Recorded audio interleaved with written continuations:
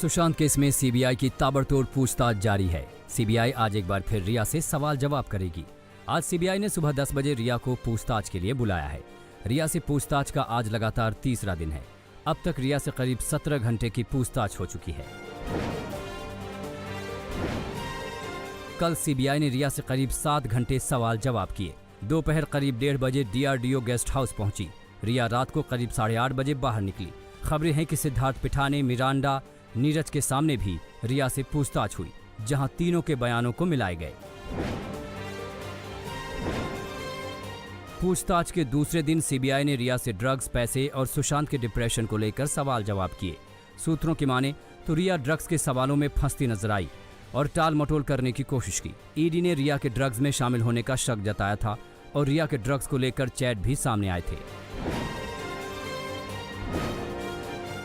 CBI ने कल 7 लोगों से सवाल जवाब किए। रिया के अलावा आज शौविक से भी सवाल जवाब किए गए। वहीं सिद्धार्थ पिठानी लगातार सीबीआई के रडार पर है, जिससे कल 8वें दिन पूछताछ की गई।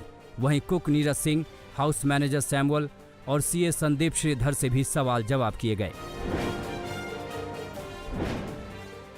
कल सिद्धार्थ पिठानी से सीबीआई ने 8 से 14 जून के बीच हालातों को लेकर सवाल जवाब किए। पिठानी ने बताया कि 8 जून को रिया घर छोड़कर गई थी, जिसके बाद सुशांत की बहन मीतू सिंह घर पर आ गई थी, जो कि 12 जून को अपने घर लौट गई थी। इतना ही नहीं, सिद्धार्थ से हार्ड ड्राइव को लेकर भी सवाल जवाब किए गए।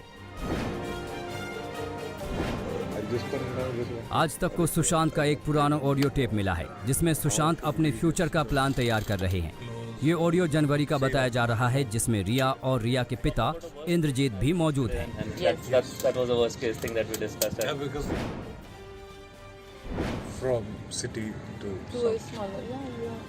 ऑडियो में सुशांत मुंबई छोड़कर जाने की बात कर रहे हैं।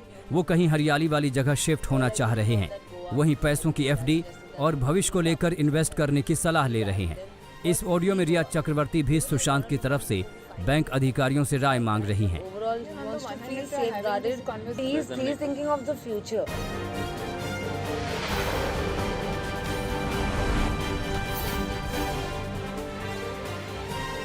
कोरोना संकट के बीच मुंबई में लता मंगेशकर की बिल्डिंग प्रभु कुंज को शनिवार देर शाम बीएमसी के अधिकारियों ने सील कर दिया। जानकारी के मुताबिक एहतियात के तौर पर बिल्डिंग को सील किया गया। लता दीदी के परिवार वालों की तरफ से आधिकारिक तौर पर बयान जारी किया गया है और बताया गया है कि घर और बिल्डिंग में वरिष्ठ नागरिक हैं, इसीलिए ये फैसला किया गया है। बयान में कहा गया है कि कृपया हमारे परिवार के सदस्यों के स्वास्थ्य से जुड़ी किसी भी बात पर अफवाह न फैलाएं। सोसाइटी के सभी लोग एक परिवार के तौर पर इस बीमारी को लेकर काफी सतर्क हैं और सभी सख्ती से अनुशासन का पालन कर रहे हैं।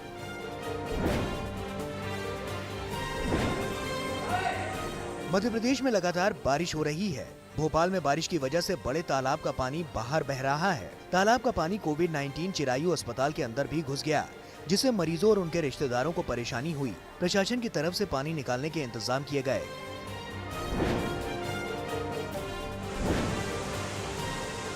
मध्य प्रदेश के राजगढ़ में मोहनपुरा डैम के 12 गेट दोबारा खोले गए। करीब 3500 क्यूसेक पानी छोड़े जाने को लेकर प्रशासन ने अलर्ट जारी कर दिया है। डैम का गेट खुलने पर आसपास के लोग पानी देखने के लिए वहां पहुंच गए और सेल्फी लेते हुए नजर आए। भीड़ को देखते हुए पुलिस बल और होमगार्ड की रेस्क्यू टीम भी तैनात कर दी गई।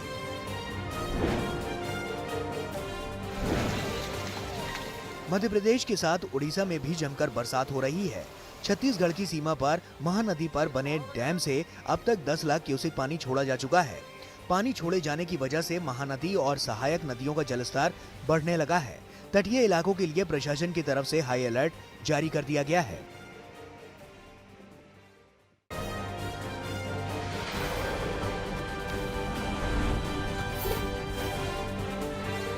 गंगा नदी का जलस्तर बढ़ता जा रहा है। बाढ़ के पानी में काशी के 48 घाट जलमग्न हो चुके हैं। दशाश्वमेध घाट स्थित पुलिस चौकी पर भी पानी भरने लगा है। इसके अलावा निचले इलाके में बने कई मकान भी बाढ़ की चपेट में आ चुके हैं। बाढ़ को देखते हुए 15 सितंबर तक वाराणसी में नौका चालन पर रोक लगा दी गई है। मध्य प्रदेश के रायसेन जिले में 3 दिन से मूसलाधार बारिश हो रही है, जिसके चलते नर्मदा नदी उफान पर है। नर्मदा पर बना बौरास का पुल डूब चुका है। सड़क पर 10 फीट पानी भर गया है। प्रशासन ने खतरे को देखते हुए नर्मदा किनारे बसे कई गांव के लिए अलर्ट जारी किया है। लोगों को नदी की तरफ नहीं जाने को कहा गया है। कुछ लोगों को ऊंचाई वाले स्थानों पर शिफ्ट किया गया है। सीहोर जिले में नर्मदा का कहर तेजी से तबाही मचा रहा है। जिले के शाहगंज, नीलकंठ और छिपानेर गांव टापू बन गए हैं। चारों तरफ बाढ़ का पानी भर चुका है। नदी में उफान के चलते दर्जनों गांवों का संपर्क जिला मुख्यालय से कट गया है। छिंदवाड़ा में कई दिन से हो रही झमाझम बारिश के बाद माचागोरा डैम लबालब भर गया है। डैम के गेट खोलने से बेलखेड़ा नदी में अचानक उफान आ गया, जिसमें एक युवक फंस गया। 21 घंटे के बाद एनडीआरएफ की टीम ने उसे हेलीकॉप्टर की मदद से सुरक्षित निकाला और अस्पताल में भर्ती कराया गया। मध्य प्रदेश में होशंगाबाद में 3 बाइक सवार युवकों ने पुल के ऊपर से बहती मंगवारी नदी को पार करने की कोशिश की। पानी के तेज बहाव में 3 युवक बह गए, जिसमें एक ने नदी के किनारे बने पोल को पकड़ लिया, फिर रस्सी के सहारे उसे बाहर निकाला गया। दूसरे युवक को भी बचाव दल ने बाहर निकाल लिया, लेकिन तीसरा साथी तेज बहाव में बह गया।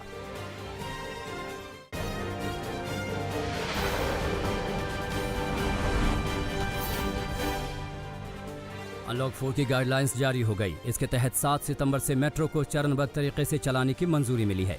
मेट्रो चलाने के फैसले पर दिल्ली के सीएम अरविंद केजरीवाल ने खुशी जाहिर की है। वहीं 21 सितंबर से धार्मिक आयोजनों में 100 लोगों के शामिल होने की भी इजाजत दे दी गई है। हालांकि ऐसे समारोह में face mask, social distancing, thermal screening, sanitiser को जरूरी बताया गया है। अनलॉक 4 में सरकार ने स्कूल कॉलेज को 30 सितंबर तक बंद रखने का फैसला किया है। वहीं कंटेनमेंट जोन से बाहर 9 से 12वीं कक्षा तक के छात्र अपने परिवार की सहमति के बाद शिक्षकों से मिलने स्कूल जा सकेंगे। इस दौरान सिनेमा हॉल, स्विमिंग पूल बंद रहेंगे। नीट और जेईई परीक्षा स्थगित करने के केजरीवाल सरकार के प्रस्ताव को उपराज्यपाल अनिल बैजल ने खारिज कर दिया है। इस प्रस्ताव में दिल्ली सरकार की तरफ से उपराज्यपाल से जेईई और नीट की परीक्षाओं को स्थगित करने को कहा गया था। वहीं बीजेपी नेता बीएल संतोष ने कहा कि जेईई और नीट की परीक्षाएं अपने समय पर पूरे देश में होंगी। उन्होंने कहा कि बीजेपी कार्यकर्ता देश भर में छात्रों की मदद करेंगे। जम्मू कश्मीर के सांबा सेक्टर में पाकिस्तान की साजिश बेनकाब हो गई। अंतर्राष्ट्रीय बॉर्डर क्षेत्र के करीब सुरंग का पता चला। ये सुरंग बीएसएफ की पेट्रोलिंग टीम को जांच के दौरान मिली। सुरंग के मुहाने पर जो बोरियां मिली उस पर कराची का जिक्र है। सुरंग 20 फुट लंबी और 3 से 4 फुट चौड़ी मिली।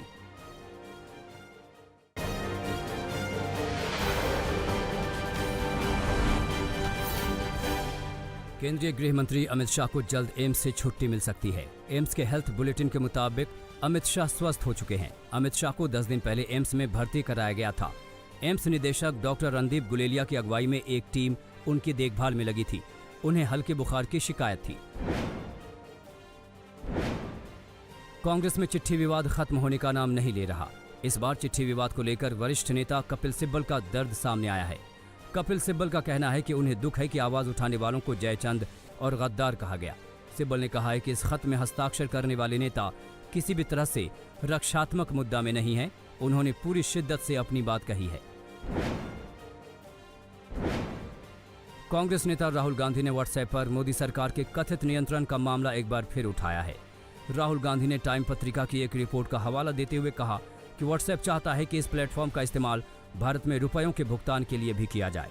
इसके लिए मोदी सरकार की अनुमति की जरूरत है। इस तरह से बीजेपी का व्हाट्सएप के ऊपर होल्ड है। एसपी सांसद आजम खान एक बार फिर मुश्किलों में हैं। रामपुर डेवलपमेंट अथॉरिटी ने आजम खान के हमसफर रिजॉर्ट को तोड़ने के लिए नोटिस जारी किया है, जिसमें कहा गया कि एसपी सांसद 15 दिनों के अंदर खुद अवैध निर्माण को ध्वस्त करें, नहीं तो प्रशासन की ओर से कार्रवाई की जाएगी। इसके अलावा अवैध निर्माण को ध्वस्त करने का खर्चा भी उन्हीं से वसूला जाएगा। बिहार सरकार के पूर्व मंत्री श्याम रजक ने अपना सरकारी बंगला छोड़ दिया है। जेडीयू से निकाले जाने के बाद श्याम रजक आरजेडी में शामिल हो गए थे। आरजेडी में शामिल होने से पहले श्याम रजक ने विधानसभा की सदस्यता से भी इस्तीफा दे दिया था। विधायकी जाने के बाद उन्होंने अपना सरकारी बंगला छोड़ने का फैसला किया। कोरोना के चलते बिहार में बीजेपी ने प्रचार का नया तरीका निकाला है। बीजेपी चुनाव प्रचार के दौरान वोटरों तक पहुंचने के लिए कमल कनेक्ट ऐप का इस्तेमाल करेगी। बताया जा रहा है कि कमल कनेक्ट एक लो इंटरनेट ऐप है जो इंटरनेट की कम स्पीड में भी बेहतर तरीके से काम कर सकता है। इस ऐप का बिहार जैसे राज्य में बेहतर इस्तेमाल किया जा सकता है।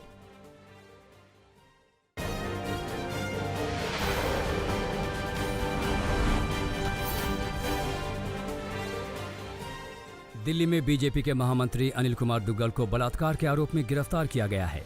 पीड़ित महिला के घर से भागती हुई तस्वीरें पास में लगे सीसीटीवी कैमरे में कैद हो गई। पीड़ित महिला के मुताबिक विकलांग बच्चों की पेंशन लगाने के नाम पर उसे नशीला पदार्थ देकर बेहोश किया गया था और उसकी अश्लील वीडियो बनाई गई। इसके बाद से आरोपी नेता लगातार उसके साथ दरिंदगी कर रहा था। पीड़ित के पति का कहना है कि अनिल कुमार दुग्गल उसे जान से मारने की धमकी दे रहा है और केस वापस लेने का दबाव बना रहा है।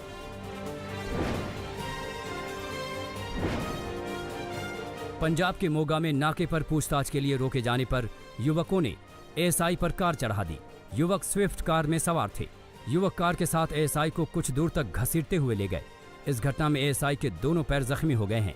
कार सवार मौके से फरार हो गए।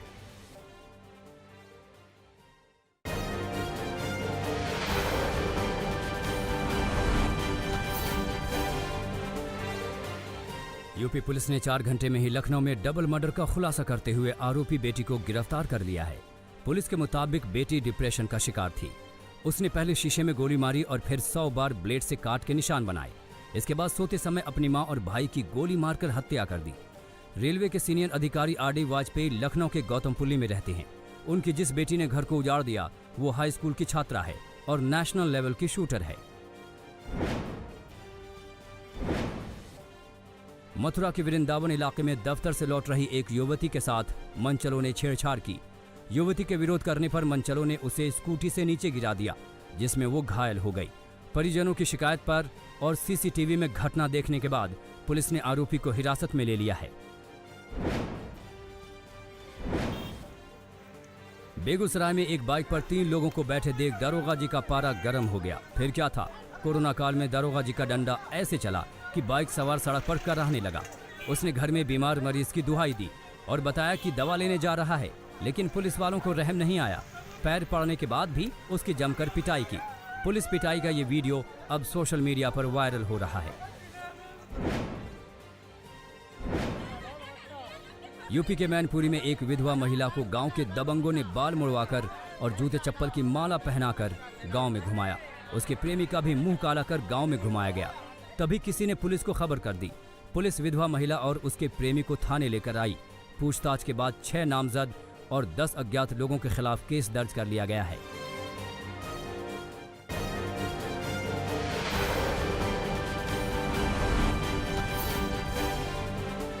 दिल्ली से सटे गुरुग्राम में ट्रिपल मर्डर केस में 2 बदमाशों की गिरफ्तारी हुई है। पुलिस ने वारदात में शामिल शूटर और रेकी करने वाले शख्स को गिरफ्तार किया है। दोनों की शिनाख्त सीसीटीवी कैमरे के आधार पर हो सकी। 20 अगस्त को गैंगवार में ट्रिपल मर्डर को अंजाम दिया गया था। पुलिस सूत्रों के मुताबिक इस तिहरे हत्याकांड में 8 से 10 बदमाश शामिल हो सकते हैं। हरियाणा के यमुनानगर में कारोबारी की हत्या करने वाले हत्यारों का सीसीटीवी फुटेज सामने आया है। हत्यारों ने वारदात को मृतक कारोबारी के शोरूम में ही अंजाम दिया। सीसीटीवी फुटेज में साफ दिख रहा है कि हत्यारे सरेआम अपने हाथों में रिवॉल्वर लेकर भाग रहे हैं। इन्हीं फुटेज के आधार पर हत्यारों तक पहुंचने की कोशिश पुलिस कर रही है। बदमाशों ने शुक्रवार को वारदात को अंजाम दिया था। लखनऊ पुलिस ने गूगल मैप के जरिए चोरी करने वाले अंतरराज्य चोर गैंग का भंडाफोड़ किया है। पुलिस ने सरगना समेत 4 लोगों को गिरफ्तार किया है। इन 4 चोरों में से एक 5,000 का इनामी भी है। चोरों के पास से कार, 15 किलो चांदी, तमंचा समेत कई चीजों को बरामद किया है। इस गैंग पर करीब 2 दर्जन से ज्यादा केस दर्ज हैं। प्रयागराज में यूट्यूबर हीर खान को कोर्ट ने 5 दिनों की पुलिस रिमांड में भेज दिया है। सोशल मीडिया के जरिए इस पर हिंदू देवी देवताओं पर आपत्तिजनक टिप्पणी का आरोप है। एटीएस और दूसरी जांच एजेंसियां 2 सितंबर तक हीर खान से पूछताछ करेगी और कई दबे राज भी उगलवाएगी। उत्तर प्रदेश के कौशाम्बी में जमीनी विवाद में जमकर चले लाठी डंडे। चचेरे भाइयों के बीच ही झगड़ा हुआ। एक पक्ष के 6 लोग घायल हो गए। इनमें से 4 की हालत गंभीर बताई जा रही है। घटना की जानकारी मिलते ही पुलिस मौकाए वारदात पर पहुंची और सभी घायलों को अस्पताल में भर्ती करवाया। पुलिस ने केस दर्ज करके 2 लोगों को गिरफ्तार किया है।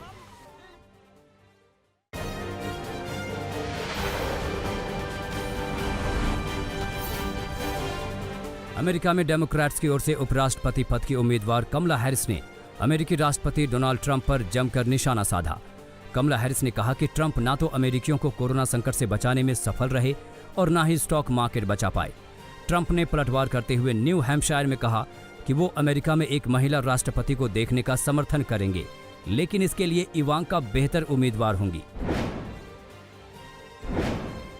स्वीडन के सबसे बड़े शहर मालम में जमकर आगजनी हुई। असामाजिक लोगों ने इस्लाम का पवित्र ग्रंथ कुरान जला दिया, जिसके बाद 300 से ज्यादा लोगों के बीच झड़प हुई। कई पुलिसकर्मी और प्रदर्शनकारी इस हिंसक झड़प में बुरी तरह जख्मी हो गए। पुलिस ने 14 लोगों को गिरफ्तार कर लिया है।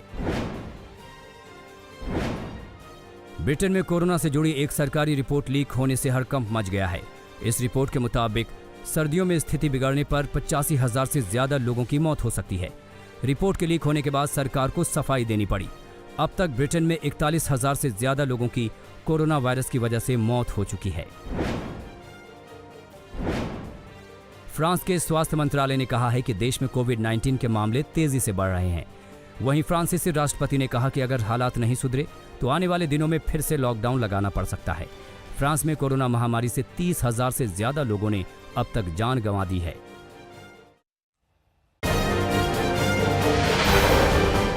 नमस्कार, मैं हूं अंजना ओम कश्यप। हमें उम्मीद है ये वीडियो आपको पसंद आया होगा। लेटेस्ट खबरों के लिए यूं ही देखते रहिए आज तक, और इस वीडियो के पसंद आने पर लाइक, शेयर एंड सब्सक्राइब करना ना भूलें।